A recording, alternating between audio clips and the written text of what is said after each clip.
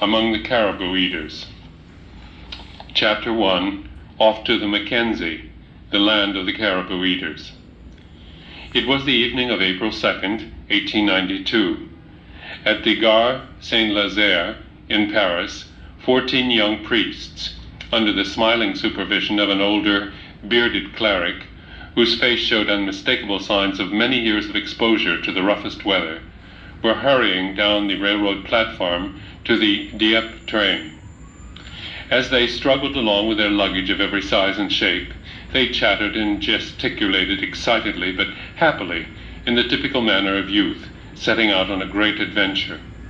From a distance, their black garb made it almost impossible to distinguish between them, with the exception of one among them who was particularly noticeable for his smallness of stature, and who seemed even more excited than his companions.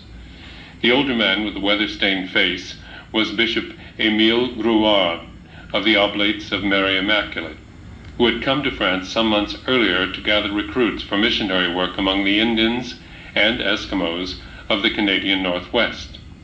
The particularly small and excited young recruit was myself, Gabriel Breynat, and the journey on which I had now embarked was the realization of a boyhood dream.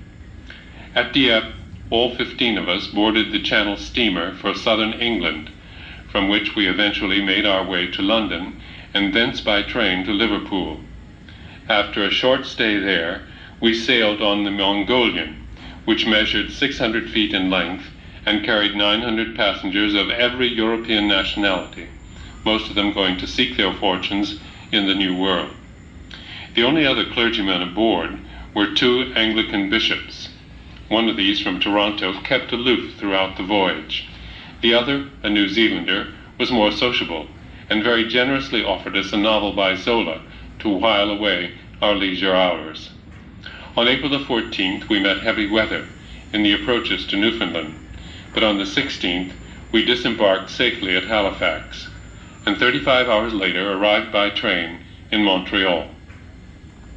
There, we made our way to the Oblate House in the Rue Visitation, one of the poorest quarters of the city. The fathers received us warmly, and one of them took us on a tour of the churches, main streets, and shops. All of us were particularly curious to see the descendants of the terrible Iroquois, tales of whose exploits, at the time Montreal was founded, had excited our imagination. But we were somewhat disillusioned on entering Caughnawaga to meet people who, though their features and complexion certainly suggested an origin more or less native, had been transformed by civilization and still more by religion. They seemed pleased to talk to us, in good French incidentally, and it was hard to imagine that their ancestors had spread so much terror among the earliest settlers of Ville Marie.